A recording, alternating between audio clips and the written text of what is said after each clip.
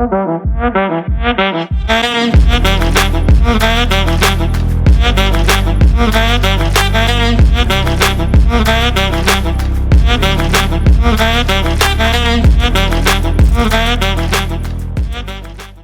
to Homegrown in the Heart. This is LGP's podcast that focuses on people who have been born, raised, grow up, and they have developed their lives here in the Yakima Valley, which is a place that we believe is a community that not only grows food for the world, but we also grow really good people.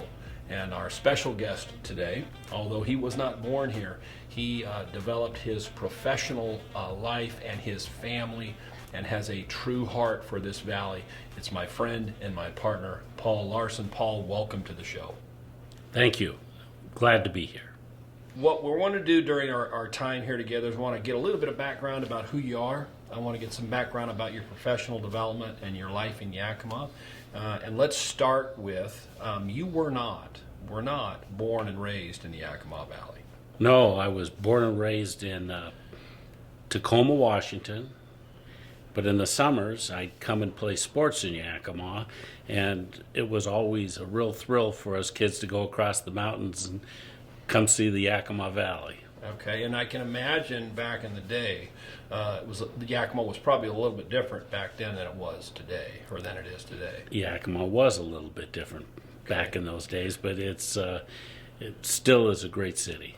So tell us, how did you end up coming, you grew up in Tacoma, you'd visit here, how did you end up landing in the Yakima Valley? Well, I was fortunate. After I grew up in Tacoma, I went to school in California. I went to a place called Stanford University. Never heard of it. And my wife was also going to school in California, and I met her down there. And okay. She is from Yakima. She's an Eisenhower graduate. Her whole family was from Yakima. Her father was from Yakima, owned a dairy way back when, and was a stockbroker here in Yakima. And so I visited Yakima, obviously, to visit her quite a few times. And then when I went to law school, I was asked to be the summer pro at the Yakima Tennis Club. I had played tennis in college, and so I did that every summer and got to know people in Yakima. But because I grew up in Tacoma, I went back to Tacoma and started practicing law in Tacoma for about 2 years. And on April 1, 1976, I moved my wife and my young family to Yakima and have been here ever since. All right, and so you moved, your wife, she brought you home. She brought me home. Okay. Tell me a little, where'd you go to law school? I went to Gonzaga. Oh, okay, so you're familiar with the eastern side and the Spokane side of the state. Yes. Okay. So when you started practicing, what area of law did you start practicing in? Well, like most lawyers, especially back when I started, we did a lot of everything. I tried cases. My real interest was in commercial law, but when you were a young lawyer, you would get a call from the judge saying you have now been appointed to represent an indigent defendant in a criminal matter. So I got to try criminal cases, which was not my desire nor forte, and so I've done a little bit of everything. Okay. And when you moved to Yakima, were you, how'd you start practicing here? Were you solo with a firm? How did that work? During the time I was teaching tennis in Yakima in the summers, I met a fellow by the name of Terry Brooks. Okay. And Terry Brooks, about a year and a half into my practice in Tacoma, called me and asked me if I would like to come to Yakima and practice law with him.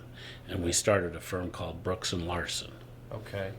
And now, what did you do with Brooks and Larson in terms, was it still general practice, all areas of law, or did you more focus? It was basically a general practice, but that's when I started focusing on business transactions, commercial law. I represented a lot of creditors in bankruptcy matters. I represented a lot of creditors in civil trials. My experience in the courtroom has been, I've been through all of the courts, from the municipal court to the district court, the superior court, Court of Appeals, Supreme Court, federal district court, federal Court of Appeals. I've just about been everywhere. Okay. And how long were you with Brooks and Larson?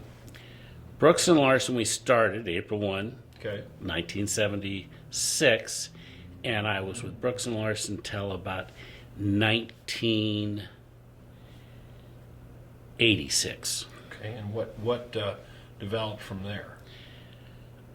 Well, from there, I was going to be the chairperson for the business law section of the Washington State Bar Association. I developed my business practice, and I was asked by several of the large firms in Seattle to move to Seattle to join their firms. There was one large firm called Bogle and Gates that asked me to join, but they agreed to my criteria that I would not move to Seattle, I would stay in Yakima. Okay. So I joined Bogle and Gates and was with Bogle and Gates until about 1997. Okay. And Bogle was really kind of the behemoth on the block at that point. It right? was They were one of the three huge. big law firms in the state of Washington, yes. Okay. And did your can you tell us a little bit about the experience? You didn't join up with Bogle and go back to Seattle. You stayed in the valley. What is it about the Yakima Valley, if you can sort of sum up for us, that at the place where you decided this is where I'm going to raise my family, this is where I'm going to build my practice? Well, to go back to my Bogle experience, once I joined Bogle, they tried to get me to move to Seattle. They tried to have me go to Anchorage to manage their firm in Anchorage. They wanted me to go to Vancouver, British Columbia. They wanted even me to go to Tacoma, Washington. But I had really grown fond of the Yakima Valley. My kids were all in school here. They were all going to public school, which I was very proud that they were going to Yakima Valley Public Schools. They got a great education. My kids have all turned out wonderfully, and a lot of it's due to the education they got in the Yakima Valley. And so when you stayed here, was there, and with Bogle, how long were you with Bogle again? Approximately 10 years, 10, 11 years. Okay. And what happened? Bogle, at some point in time, you left them or they disappeared? No, Bogle at that time, again, was really pressing me hard to move to Seattle. Okay. And I said, we're great friends, let's part friends, I'll stay in Yakima, and I'll just start my own firm. And so I grabbed a couple of my associates that I had working for me with Bogle, and we started a firm, and I didn't want it to be called the Larson Law Firm, so my most senior associate, I said, you're my partner, and his name was Jim Perkins, and it became Larson and Perkins. All right. And Jim, still of counsel with us. Jim is still of counsel, and about 10 years after that, we had a fellow by the name of Jim Berg come join us. Another and fine it lawyer. became Larson, Berg, and Perkins. Okay. And then just this last year and a half, you merged. We with, were lucky enough to find a fellow named Bill Pickett who wanted to join us. Yeah. And my young partner, Ryan Griffey, and my other two partners were basically retired or of counsel, so we changed the name of the firm to Larson, Griffey, and Pickett. Very good. And it's been a wild ride thus far, and I suspect it will continue to be so, and I'm looking forward to it. Let me ask you this. Over the years, what are probably some of the most significant changes you've seen, if any, in the way people practice law? Because I think it's different probably than when it was when you first started. Well, obviously, I think people they compartmentalize themselves so where they're practicing one type of law or the other. Okay. What I do, part of my practice is doing transactional work, and there are not many lawyers that do that.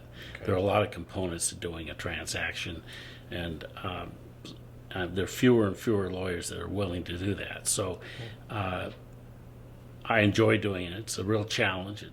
It's a good academic pursuit because you've got to deal with labor law, you've got to deal with tax laws, you've got to deal with real estate, you deal with the sale of assets.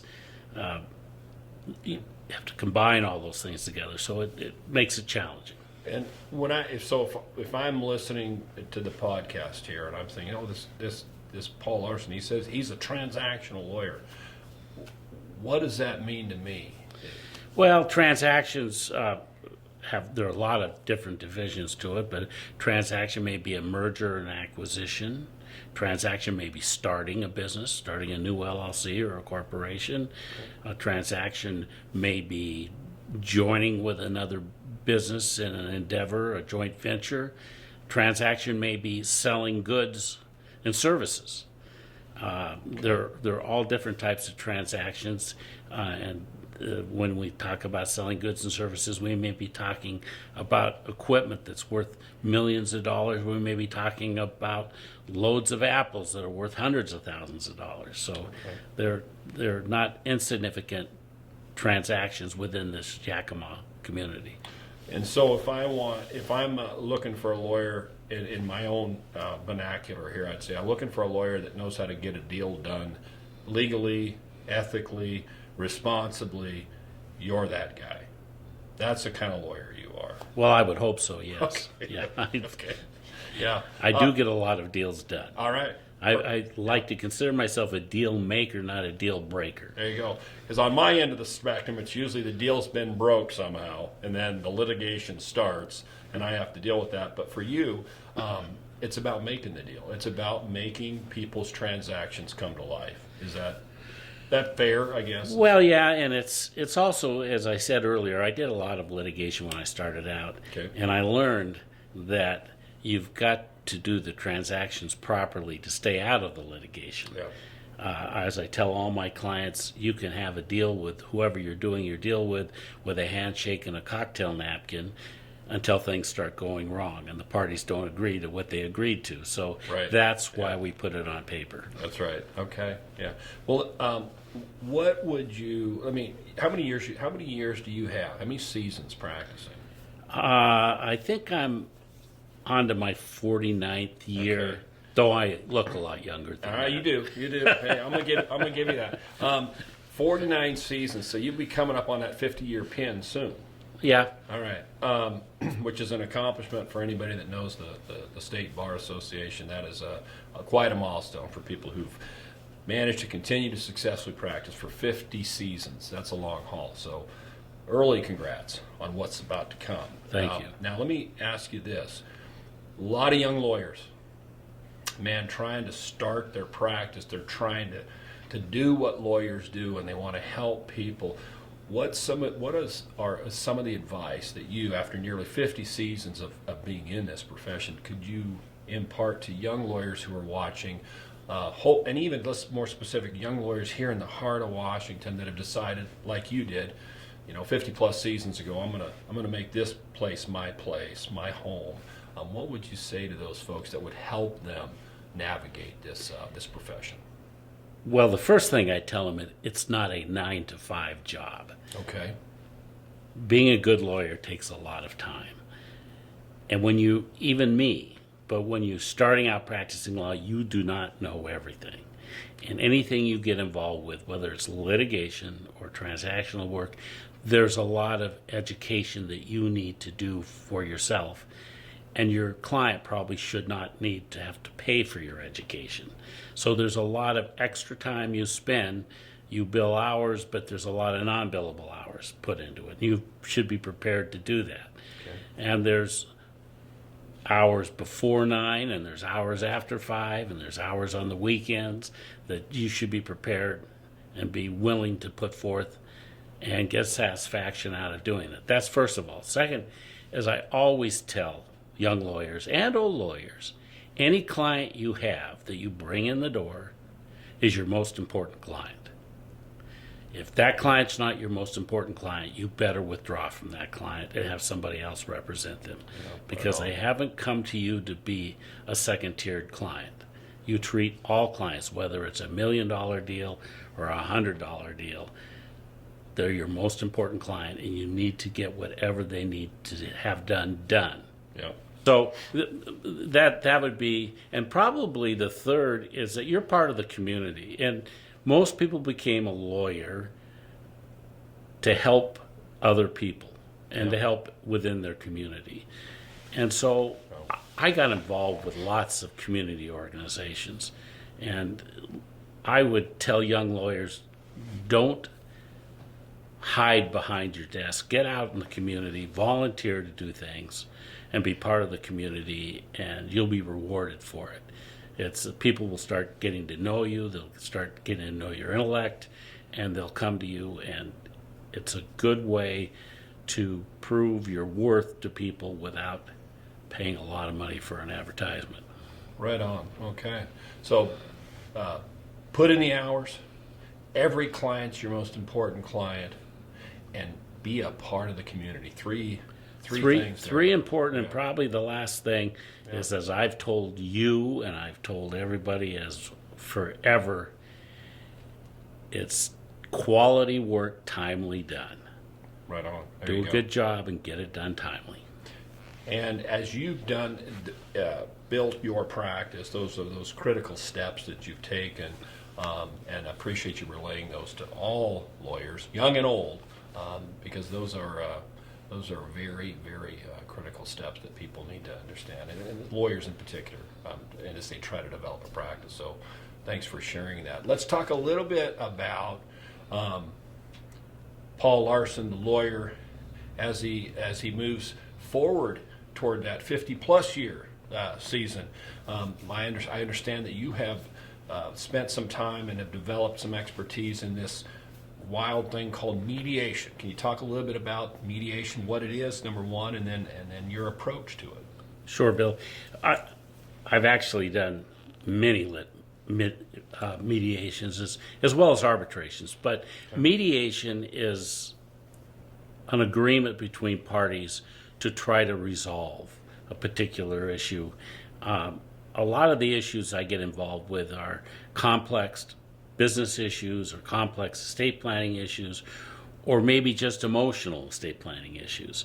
And those are important as important as a complex to the people involved in it. Yeah.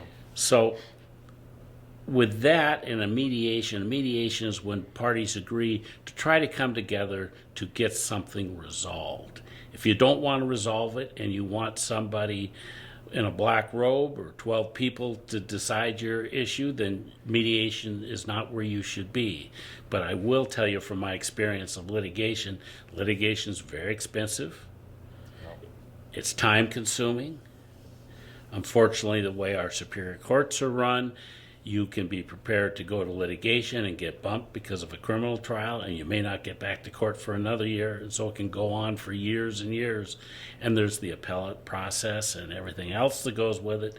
Whereas a mediation, both parties have to be willing to give a little to get a result, to get on with their life, and move forward in whatever endeavor they're doing.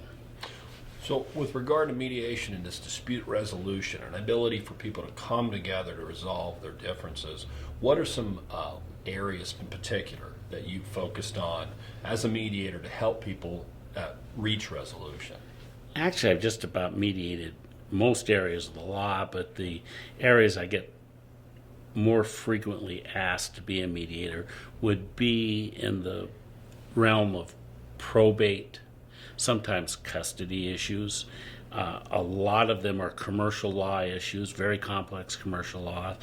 Many times commercial laws losses that involve losses to crops or losses to equipment or buildings, and what's the right number and what can we resolve. Disputes over properties. I do quite a bit of real estate, property lines, property responsibilities, what we call CC&Rs, that are how you rule the property and what the CC&Rs mean, who can do what to whom. So there are a lot of those kinds of complex things I get involved with, which they need a third party to tell them.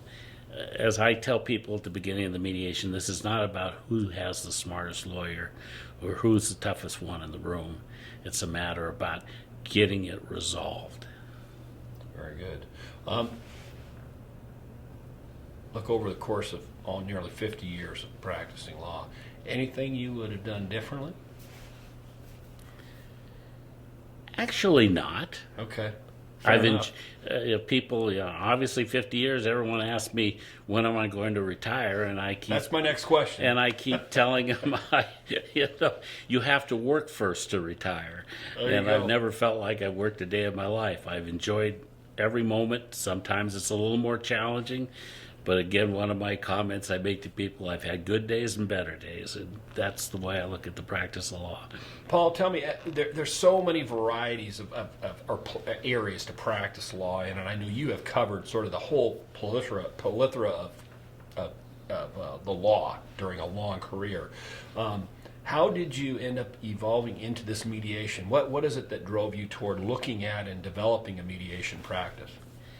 Well, quite frankly, I think it was maybe 20 years ago, because of my experience in commercial law and my experience with commercial litigation, and also my experience in estate planning and probates. I would have lawyers call me up saying, we need to get this matter resolved. Would you mind mediating this matter for us? And it started there, and again, having practiced law and tried cases, we all knew that you're just rolling the dice when you walk into that courtroom, and it's an expensive way to roll your dice. And so mediation has helped a lot of people resolve their differences. Not everyone's 100% happy walking out of a mediation, but they know there's a resolution to it. Right. And they're done with their issue or problem. Which is incredible. It's really interesting to me how many people get involved in litigation, right? And when they go through that process and then they understand how difficult it is, and especially seasoned lawyers like yourself who have been through that process, been in the trenches, you're able to offer that alternative path to let people get what they ultimately want, which is resolution, so they can move on with their life. So congrats to you for doing that. That's a blessing to people, and just to be able to allow people to move forward is super helpful in what we do as professionals. So hats off to you, Paul. When you started practicing as a brand spanking new, newly minted lawyer, could you even imagine the path you would have taken and to be where you are today back then? When I first started, no. Okay. I thought I would be a litigator. Okay. I thought I would be involved with the various aspects of litigating everything from dissolutions to personal injuries to criminal matters. But as I grew older, I was intrigued with the tax practice of the law, transactional practice of the law. It seemed like it was more of an intellectual endeavor, something I enjoyed greatly. So I got out of doing a lot of litigation and getting more and more on the transactional side, and that's basically how it evolved. All right.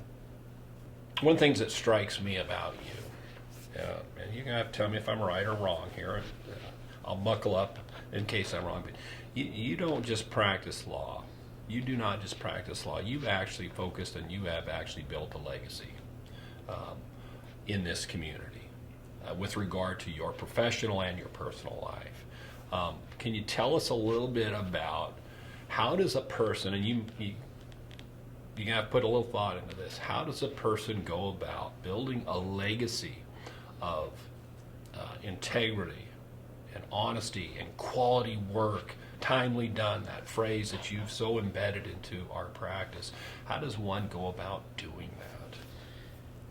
Well, I think it's probably three things. I've thought about it as I'm getting older. What should I put in my obituary? Okay. And so, but I think the legacy is I care about my family. I care about my community. And I really care about the integrity and moving the practice of law forward for the betterment of the community. And I think all three intertwine. And if someone were to remember me, I'd want them to remember me that I did the best I can and did the best I could for the community. As an aside, I was reading the paper in 2009, and the school board decided that they had to try to put a bond together again to see if they could build new high schools in this community. Okay. And they had failed 3 or 4 times. And after I read it, I actually picked up the phone and called the superintendent for Yakima School Districts, Ben Soria. Said, Ben, I'm going to run this campaign. And my wife and I ran it. And of course, if you remember, it was right during the crash of the stock market, the worst time in the world to run a campaign. We ran it, and because of the community, because I had faith in the community, we ran a campaign, and I went into it knowing that I'd have 35% of the people saying no, 50% of the people saying yes, and I had to garner the other 15% because we had to get 60%. So I had to get 10% of those 15% that were on the fence. Okay. We wound up with a little more than 70% voting in favor of the new school bond. So I even got part of the 35%. But it wasn't me. It was the people that worked with me, and especially the kids. And so that's sort of giving back to my community and working with the community.